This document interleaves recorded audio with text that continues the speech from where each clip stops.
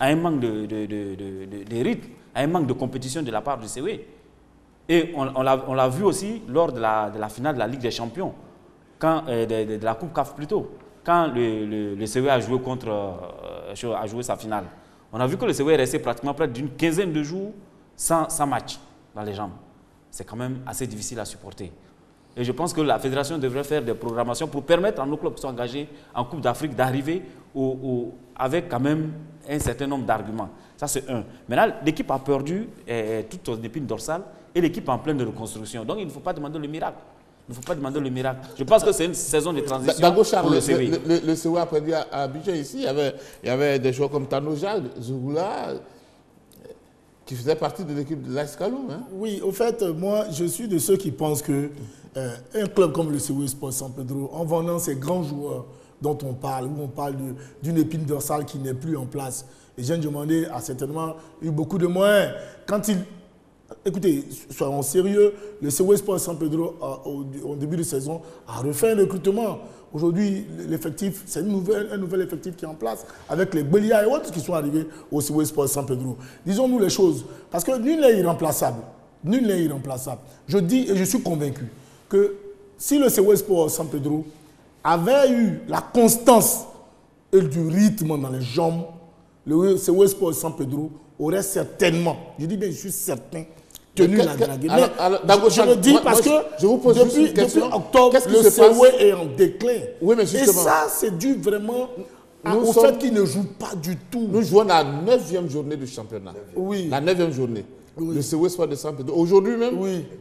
sur sa base à San Pedro, oui. a fait 3-3 avec le Stade Abidjan. Oui. Nous jouons quand même le championnat. Non, merci. Et pourquoi au niveau du championnat, le COE se retrouve à la 12e place? Merci. La chance que j'ai sur ce plateau, c'est, excusez-moi, permettez-moi cette Vous avez joué d'avoir joué. Oui. Parce que je parle du rythme dans les jambes. Allez-y. Tu peux être un très grand joueur. Quand tu n'as pas les rythmes dans les jambes, tu ne peux pas suivre. Le COE Sport s'est fait battre par l'équipe de choses, a fait 1-1 avec Boaké, qui vient de 2e division, mais en temps réel, il y a 2 ans, 3 ans. Est-ce que vous pensez qu'avec tout ce monde-là, cette équipe de Boaké aurait pu tenir? Non. Je dis, tant que la programmation ne permettra pas au COE de monter crescendo dans la compétition, elle ne pourra pas. Parce qu'on parle de la Ligue des Champions.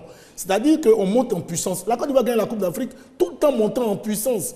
Mais si chaque fois qu'on doit monter en puissance, on fait un match, il y a un break de 2 semaines, 3 semaines, il y a une mauvaise récupération quand on connaît notre environnement. Ici en Côte d'Ivoire, avec la gestion de ces jeunes gens, c'est difficile. Mais si pour moi, le COE jouait de façon constante, comme l'AS Kaloum a joué de façon constante. Parce que l'AS Kaloum, n'oublions pas, a joué le 1er janvier, a joué le 6 janvier, a joué le 6 février. C'est ça, la réalité. Et donc, quand l'AS Kaloum vient ici, l'AS Kaloum vient avec beaucoup plus d'envie. Mais le COE, qui n'a pas joué pendant un mois, on parle de 9 journées. Non. Quand est-ce qu'on a joué la 8e journée? Un mois, c'est un peu trop. Non, un mois, c'est un peu trop. Non, je veux dire, je vous en prie. Un mois, c'est un peu trop. Quand est-ce qu'on a fait la 7e journée? La 8e journée. Un mois, c'est un peu trop. Voilà. Moi, c'est mon problème. C'est vrai, moi, j'aurais accepté que tu me dises que tu as bon dans mon sens. Excusez-moi, monsieur, on va prendre Bakayoko Kapi, bonsoir. Te le dire, mais... Bonsoir, Bakayoko. Allô? Bakayoko Kapi, bonsoir. Bonsoir, Léa. Alors, Kapi, vous avez suivi un peu le COE Sport de San Pedro depuis le début de la saison. Et après ce match face à l'AS Kaloum, pour vous, qu'est-ce qui se passe concrètement? Quelles sont les difficultés de ce club? À mon avis, il faut regarder du côté de la psychologie et de la motivation actuelle des athlètes. On a parlé des départs là. Mais plus que les départs, ce qu'il y a d'inquiétant, c'est l'état d'esprit de ceux qui sont restés. Parce qu'il ne faut pas oublier que tous les jeunes gens qui sont en ce moment dans notre championnat, quand ils sont à un certain niveau, ils n'ont qu'un seul rêve, partir. Donc, que le joueur passe ou qu'il reste, à un moment donné, ça ne fait plus d'importance. Donc, je pense que le COE doit souffrir en ce moment de l'absence de motivation d'une grosse partie de ceux qui sont restés. Parce que le rêve de partir reste toujours un rêve sous-jacent et là, on ne peut pas le réaliser, on met du temps à se remettre dans la partie.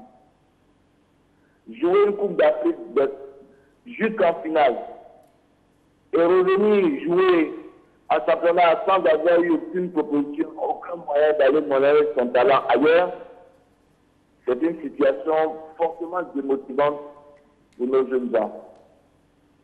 Le CE a recruté pour compenser le départ de son épine dorsale. C'est très bien. Mais comme toute équipe qui se le compose, il faut un peu de temps pour mettre en place les automatismes et les complémentarités. Donc ce que le CE vit en ce moment, c'est, à mon avis, dans ces deux éléments, la chute de la motivation et le temps nécessaire à la construction de la nouvelle équipe en termes de complémentarité. Voilà. Merci beaucoup à vous, Bakary Koukapi, pour votre participation. Messieurs, on va juste une question. Est-ce que la qualification du COE est possible? On va commencer avec Koulibaly Seydou. Oui, est-ce possible? La qualification est possible. Parce que quand on regarde le match, c'est vrai que le COE dans le jeu a été promené, a manqué de rythme. Mais je pense que d'ici là, les choses vont aller de mieux en mieux. Et en plus, les 2 buts que le COE prend, ils prennent des buts sur des erreurs monumentales du gardien. C'est des fautes de main du gardien. Donc je pense que, n'eût été ces 2 fautes monumentales-là, le COE aurait pu avoir le gain de la partie. Donc ça peut se jouer à très peu de choses. Donc rien n'est perdu. Et je pense que d'ici là, le COE a joué aujourd'hui.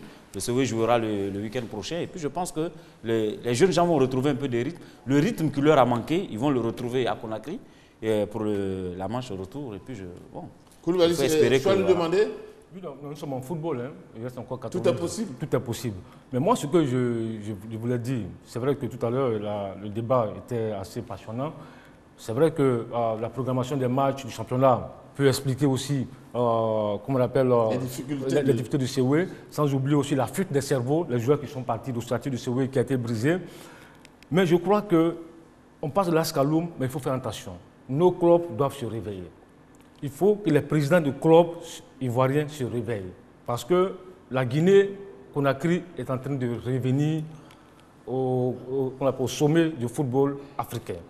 Quand vous voyez une équipe comme l'Ascaloum, qui a acheté Zougoula à 30 millions de francs CFA au COE Sport de San Pedro. Zougoula a coûté 30 millions de francs CFA à l'Ascaloum. Aujourd'hui, c'est un club fort, avec des infrastructures. Moi, j'ai eu la chance de discuter à Malabo avec le président d'un autre club guinéen, le Orea de Conakry, qui a recruté Okansé Mandela, qui était l'une des pièces maîtresses du COE Sport, Ange Barézi, qui a joué à l'Astanda, qui était l'un des pions de l'Astanda. Ces 2 Ivoiriens évoluent au Orea de Conakry. Et le président du Orea de Conakry m'a dit, c'est pas fini, monsieur Diomandé, je viendrai chercher encore vos meilleurs joueurs. Aujourd'hui, depuis 3-4 saisons, le Orea est venu copier en Côte d'Ivoire. Ils sont venus voir à la SEC, à Sol Béni, ils ont copié la SEC, ils ont installé un centre de formation, ils ont installé des infrastructures ultra modernes, ils sont en train de bâtir une grosse machine du football guinéen. Donc, même le AFIA est en train de revenir, il y a une concurrence entre le Orea, l'Ascaloum et le AFIA de Conakry, donc c'est le top, comme on peut dire, le big three guinéen qui est en train de se reconstituer. Nos clubs doivent se réveiller, il ne faudrait pas qu'ils dorment sur leur laurier. Oui, mais moi je suis confiant, je suis très confiant pour le match retour parce que le COE a toujours su voyager. Hein. Sachons-le bien, hein, les 2 dernières années, le COE a toujours gagné sa qualification à l'extérieur. Je suis convaincu aujourd'hui que le COE Sport San Pedro, s'il retrouve de rythme après 2 journées successives, je suis convaincu que le recrutement qu'ils ont fait, parce que c'est un club très bien organisé avec un directeur général. Ils n'ont pas fait un recrutement comme ça à la hâte. Ils ont pris des gens qui jouent en championnat de première division au Stella dans des bons clubs ici pour remplacer déjà ils avaient déjà l'idée que c'est Assalé, Roger et autres allaient partir. Donc ils ont fait un bon recrutement. C'est en cela que je suis convaincu que si le COE retrouve du rythme, ils peuvent repartir, arracher la qualification en Guinée. Allez-y, Seydou Kouri. Tout est possible dans un match de football. C'est vrai que la réalité d'hier n'est pas celle de demain. C'est vrai, mais il y a une chose qui est importante, c'est que 11 joueurs d'un effectif qui quittent la maison, c'est déjà important. Et je ne sais pas quelle est la cagnotte financière en retour que Jeanne Diomandé a eue, mais 11 joueurs qui ont constitué l'équipe dorsale d'une équipe qui quitte, c'est déjà important. Maintenant, est-ce que l'effectif qui a été recruté est de qualité? On ne sait pas. Nous sommes à la 9e journée de notre championnat local. D'ici là, dans 2 semaines, il y aura le retour à Conakry. C'est vrai, comme le disait Solio, que la Guinée est devenue l'Eldorado du football africain, du football ivoirien, puisque 2 ou 3 mécènes commencent à voir le jour et mettent beaucoup de moyens, mais ce n'est pas une volonté politique, c'est une volonté privée.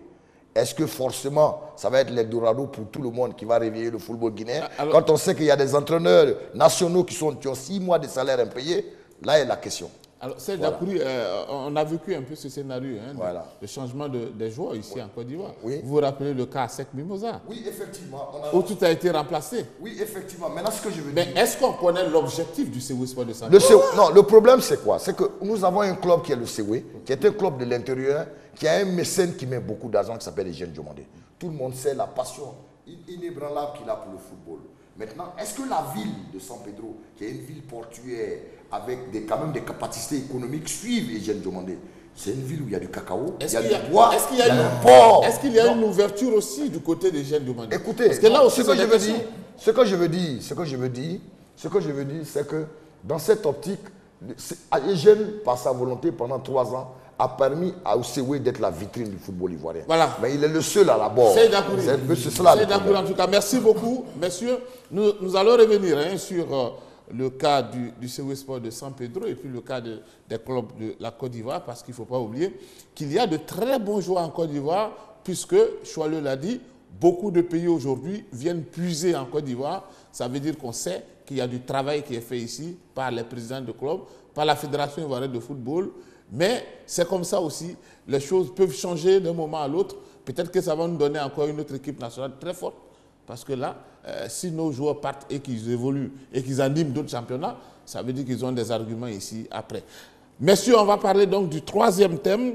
Il s'agit donc du retour de certains joueurs, des joueurs même de l'équipe nationale dans leurs différents clubs. Eh bien, beaucoup sont arrivés. On a eu le cas de Kopa Barry qui est parti. Il y a eu également Wilfried Canon. Il y a eu Eric Bailly. Tous ces joueurs qui sont venus et qui sont repartis, qui ont été bien accueillis. Kopa Barry qui est arrivé chez lui. Et puis bon, ce sont des moments très forts dans la vie d'un joueur. La compétition qu'est la Coupe d'Afrique des Nations est une compétition majeure. À l'image de la Coupe du Monde, à l'image des Jeux Olympiques, c'est une compétition majeure regardée par beaucoup de télévisions à l'échiquier mondial. Et donc, il est évident que la Coupe d'Afrique, il y a 53 pays en africains. Quand il y a 16 pays qui sont engagés dans une compétition et une sort leader, comme la Côte d'Ivoire, c'est énormément médiatisé. Et donc, nos joueurs, auréolés d'une campagne africaine réussie, ont bien entendu, c'est devenu une vitrine. Donc, Kopa, qui revient à Lokeren, son club, bien entendu, est salué à sa juste valeur.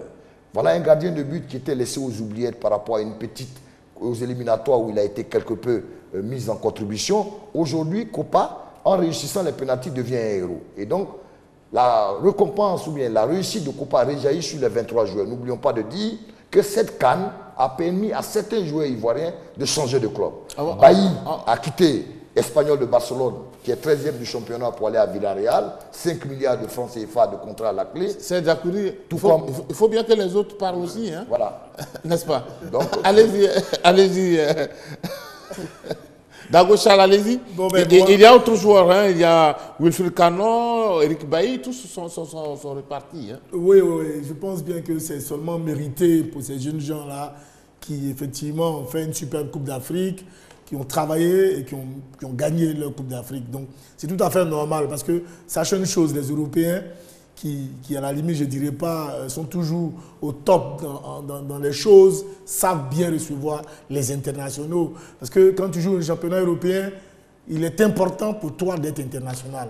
Et ils ont toujours bien accueilli les internationaux quand ils reviennent des grandes compétitions. Surtout quand ceux-ci ont remporté une Coupe d'Afrique. C'est tout à fait normal qu'on leur dresse, je dirais, le tapis rouge. Donc vraiment, bravo à ces jeunes gens et puis remerciements encore à ces différents clubs qui reconnaissent tout le talent à ces jeunes. Surtout pour l'AS Roma qui immédiatement a lancé Doumbia comme ça dans le bain. C'est vraiment super pour ces différents clubs-là. Koulibaly Seydou, il y a surtout le cas Bobo Sylvain qui revient également. C'est un gardien de but aujourd'hui qui a atteint un certain niveau.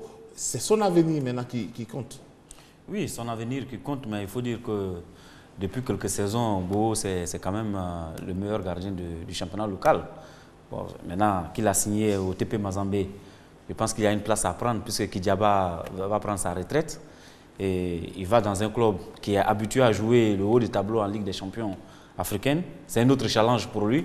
Et c'est tant mieux pour le football ivoirien. Je pense que ça va nous faire là 2 bons gardiens. Parce qu'il y a déjà Kopa qui est peut-être vers la sortie. Mais il y a surtout Bo qui va sur la scène africaine, qui a déjà montré beaucoup de bonnes choses avec le CW Sport de San Pedro. Et je pense que là, c'est un autre challenge parce que déjà 3 ans avec le CW, il allait peut-être commencer à se morfondre un peu. Donc, il se donne un nouveau challenge au TP Mazembe, c'est de bon augure.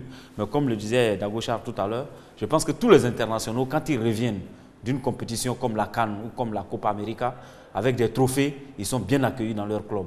Et c'est tout à fait logique que les uns et les autres, comme les Aurier au PSG, soient fêtés par les dirigeants. Je vais lui demander le cas de votre jeune gardien, Bouwo, un cas qui vous intéresse énormément, n'est-ce pas? Oui, je pense que Eugène Diomandé doit sans doute se mordre les doigts parce qu'il a fait signer Bouwo avant même le coup d'envoi de la Coupe d'Afrique des Nations. Certainement qu'il ne s'attendait pas à une prestation de haut vol de son gardien de but. Il y a 3 ans de cela, ce garçon évoluait au Lagoke FC. Il était inconnu des Ivoiriens. Le COE lui a permis de se mettre en valeur en disputant d'abord la Coupe de la Confédération, ensuite la Ligue des Champions.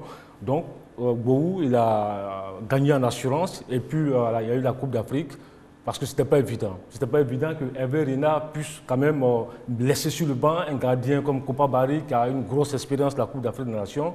Donc là, Bouwo il a gagné en assurance. On l'a vu dans ses relances, comment il expliquait sa communication avec l'ensemble de l'équipe. C'est un gardien aujourd'hui qui a atteint vraiment le niveau continental. Et puis, après cette Coupe d'Afrique, c'est les offres qui viennent. Il y a beaucoup d'offres pour Bouwo. Mais les choses, les jeunes demandés doivent vraiment se mordre les doigts, puisqu'il y a des clubs importants en Europe. Il vient de signer avec un nouveau manager, dont je ne vais pas citer le nom peut-être, qui est l'agent de Bonnie Wilfried et de Mas Gradel. Donc Bouwo rejoint l'écurie de Francis Kakou, agent de Mas Gradel et de qu'on appelle Bonnie Wilfried. Là, il a des propositions pour Bouwo. Moi, je pense que c'est un choix qui a été fait avant la Coupe d'Afrique des Nations. Maintenant, c'est à Bouwo il doit avoir une clause libératoire dans le contrat de 5 ans qu'il a signé avec au TP Mazembe. C'est à lui maintenant de démontrer, de confirmer son statut, son nouveau statut avec le TP Mazembe, qui est une équipe très ambitieuse sur le continent. Et puis peut-être qu'après le TP Mazembe, on va retrouver Bouwo dans un bon championnat européen. Et il y a aussi, avant de parler de Bouwo, il y a aussi le jeune Wilfried Canon qui a été également fêté par son club parce que c'est une jeunesse qui monte. Et on se dit que c'est une très belle chose pour les Ivoiriens. Ça n'arrive pas toujours. Nous avons attendu 23 ans pour voir les joueurs fêtés dans leur club parce que très souvent ils repartent, mais avec beaucoup de déception. Ils repartent la tête basse parce que là, on a disputé plusieurs finales, ça n'a pas marché. Je pense qu'aujourd'hui, il faut saluer toute cette jeunesse. Et puis on se dit que c'est une chance pour toute la côte d'Ivoire. On revient avec vous, Seyd Dakouri, parce que vous et Bouwo Sylvain, c'est tout autre chose. Hein? Écoutez, d'abord, il faut noter un truc qui est assez particulier. Le poste de gardien de lui est assez particulier. Bouwo est un gardien de but. N'oublions pas que pendant 3 ans, il était le dernier rempart du CW Sport. Et recruter un gardien de but, on ne sait pas un peu l'âge. Dans le recrutement vers l'Europe, on tient compte aussi de l'âge et beaucoup de choses. Bouwo n'est plus très jeune, il faut être honnête, il faut le reconnaître. Bouwo n'a pas 25 ans, Bouwo est très bon, mais il n'a plus 25 ans. Souvent, ce qu'on appelle les transferts sud-sud ne sont pas forcément mauvais. Regardez Kennedy Mwene, le gardien de Sipolo Polos de Zambie. Depuis longtemps, il est toujours du côté de l'Afrique du Sud en tant que gardien de but. Il gagne bien sa vie. Il n'en demeure pas moins qu'il est compétitif lorsqu'on l'aligne en compétition. Quand vous êtes dans un championnat fort, professionnel, avec les moyens, que vous êtes autour de 10 millions de francs CFA, ce n'est pas négligeable pour une coopération, pour un transfert de gardien de but. Alors, je pense qu'à travers la Ligue des champions africaine, en signant au TP Mazembe, c'est une vitrine qui permettra de mettre encore Bouwo en valeur et par la suite, gagner pourquoi l'Occident? Parce qu'aujourd'hui, l'Occident pour l'Occident n'est pas forcément une panacée. Il faut faire ses classes en Afrique et par la suite, allez, regardez Tiene Siaka, le joueur ivoirien. Il a commencé à Mamelodi Sundowns. De Mamelodi Sundowns, il est allé à Saint-Etienne. Donc, c'est pour dire qu'il y a des pays en Afrique qui ont des moyens et qui peuvent vous mettre en vitrine. Et par la suite, par rapport à votre qualité de performance, si vous faites un bon qualificatif, les recruteurs européens viennent. Il y a une chose qui est claire, dans toutes les compétitions africaines, il y a ce qu'on appelle les scouts européens qui viennent pour recruter. Si pour l'instant, Bobo n'est pas sur les tablettes des grands clubs, c'est qu'on attend encore, moi je pense. C'est Dago Charles? Non, moi, je dirais que c'est dans une certaine mesure une très bonne chose pour Bobo. Parce que, pour rebondir un peu sur ce que Capi disait, à un moment donné, on est blasé. Parce que 3 fois champion de Côte d'Ivoire, à un moment donné, il n'avait plus rien à prouver ici. Il lui fallait forcément trouver un point de chute. Et Charles Diomandé le souligne aussi, il a trouvé son point de chute bien avant la Coupe d'Afrique. Malheureusement, pour lui, ça je le dis en toute honnêteté, ayant fait une superbe Coupe d'Afrique, aujourd'hui, ayant été classé meilleur gagnant de cette Coupe d'Afrique, il méritait beaucoup mieux pour moi que le TP Mazembe. Ça n'enlève en rien la qualité, je dirais, du TP Mazembe. Il y a beaucoup de moyens. Ce qui me fouette un peu dans mon orgueil, c'est de voir qu'aujourd'hui, les footballeurs ivoiriens, qui sont aussi talentueux, franchement, s'évadent maintenant du côté de la Guinée, du TP Mazembe. Hier, c'est la Côte d'Ivoire qui recevait Ben Eroua, Stéphane Keshi et autres ici, comme professionnels. Et c'est d'ici qu'ils partaient en Europe. Aujourd'hui, ce sont les Ivoiriens qui vont même faire des essais au Maroc, en Guinée, au TP Mazembe. Je trouve que c'est insultant. Je trouve que c'est insultant pour ce championnat qui longtemps... La vie tourne. Hein. Non, mais je veux dire, on ne peut pas inventer la roue. La Côte d'Ivoire a eu tellement de perspectives ici, et un championnat aussi fort et autres, qu'aujourd'hui, trouver nos joueurs et les meilleurs au TP Mazembe, je trouve que un monsieur comme Salé Roger, je dis bien monsieur comme Salé Roger, jouer au TP Mazembe, pour moi, franchement, c'est un échec sportif. Je dis bien échec sportif. Parce qu'au-delà de l'argent, il y a d'abord l'orgueil du sportif qui voudrait que quand tu joues, plus tu joues et mieux tu joues dans les bons endroits, tu gagnes mieux ta vie. Mais à supposer que TP Mazembe ne se qualifie pas pour la Ligue des Champions, Bobo Sylvain va se retrouver dans un championnat mené par 2 clubs seulement. Voilà. Moi, c'est un peu le regret que j'ai. Mais sinon, dans le fond, bon, accompagnons-le avec, je dirais, tout le bonheur, avec toute la chance possible pour qu'il réussisse sa carrière sportive. Je vais le demander. Non, moi, je crois que le TP Mazembe, il ne va pas s'éterniser au TP Mazembe. C'est un passage obligé. C'est un passage provisoire. C'est un passage provisoire. Il vise haut. C'est un garçon qui est très ambitieux. De l'Agoké FC, il se retrouve au CW Sport, aujourd'hui il se retrouve au TP Mazembe, demain il va se retrouver peut-être ailleurs. Et puis aujourd'hui, la Coupe d'Afrique se retrouve au TP Mazembe. Je vous en prie, pour moi personnellement, c'est un échec. Non, voilà. S'il vous plaît, vous écoutez Choualio. Vous écoutez Choualio. Vous écoutez Choualio. Je crois, il faut comprendre Dago. Ce qu'il dit, c'est pas faux. Mais moi, je ne suis pas inquiet pour Bobo. Parce qu'aujourd'hui, je ne suis pas inquiet pour lui, puisqu'il est bien entouré. Voilà. Il a un staff managérial assez professionnel, il est bien entouré. Je pense que ses agents vont lui trouver un bon club. Alors, on va aller pour la conclusion. Alors, pour vous, Koulibaly Seydou, on va revenir encore à l'avenir du foot ivoirien avec tous ces joueurs qui partent. On se dit qu'il y a quelque chose qui peut se passer pour l'avenir. Non, il ne faut pas être inquiet. La France est un grand pourvoyeur de joueurs en Europe, mais ce n'est pas pour autant que le football français est pauvre. Donc je pense qu'au contraire, cela fait honneur au football ivoirien. Ça montre qu'il y a du travail qui est fait. Cela montre que la fédération travaille, qu'il y a des encadreurs de qualité, qu'il y a un travail de qualité vraiment qui est fait au niveau des clubs, donc qui montre que les joueurs peuvent partir partout. Maintenant, pour en revenir à Bobo, il faut dire que c'est juste un tremplin.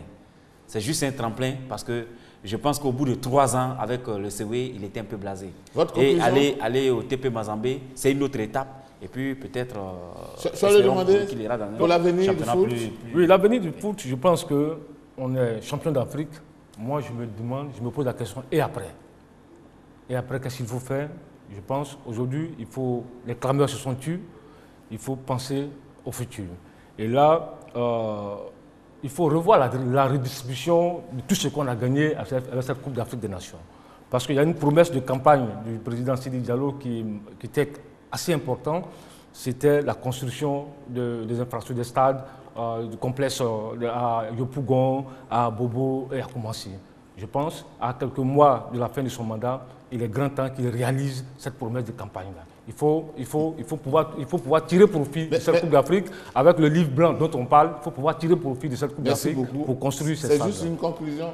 Allez-y, Dago Charles. Voilà, excusez-moi, mais moi je disais tantôt que mon intervention pour ce qui est de Bobo n'était pas que je suis inquiet pour lui, pour son avenir, non du tout. Mais je dis et je suis convaincu que ce jeune homme-là, fort de ce qu'il nous a montré sur cette Coupe d'Afrique-là, méritait pour moi beaucoup mieux, vraiment, que le TP Mazembe. Ça, c'est ma conviction personnelle. Parce que je trouve qu'il est de la classe aujourd'hui de Guaméné Alain et autres, que vraiment jouer encore sur l'échiquier africain, pour moi, c'est un échec personnel.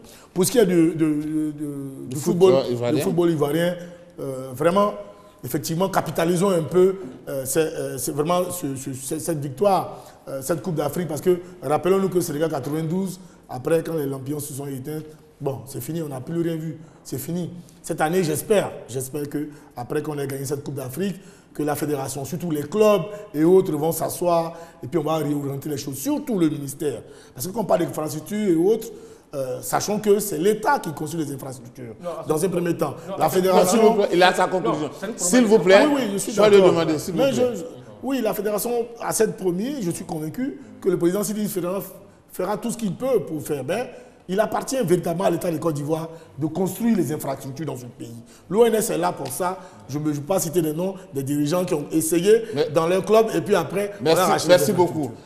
Seyd Dakouri, votre conclusion? Je pense que le gain de cette Coupe d'Afrique permettra à Sidi Diallo et son équipe de pouvoir mieux travailler. Il faut savoir que la victoire amène d'autres perspectives. L'État de Côte d'Ivoire est ouvert à truc et Sidi Diallo l'a dit. Avec cette Coupe d'Afrique, le chef de l'État est prêt, avec ce livre blanc, à aider le football ivoirien. Il n'y a que la victoire qui amène de l'optimisme. Et donc, dans cette perspective, n'oublions pas que nous venons de gagner 2021 au niveau des infrastructures. En construisant des infrastructures, avec la CAN 2021, on permettra au football local de se développer. Maintenant, le livre blanc, on l'a demandé aux clubs de pouvoir donner leur avis sur le livre blanc. Et le chef de l'État, très friand du football, est ouvert à ce que ce livre blanc puisse lui être attribué et permettre au football local de se développer. Voilà, merci beaucoup à vous, Serge Dakouri. Merci à tous ceux qui nous ont suivis pour ce numéro de 3e mi-temps. On se retrouve la semaine prochaine. Bonne suite au programme sur les antennes de la RT.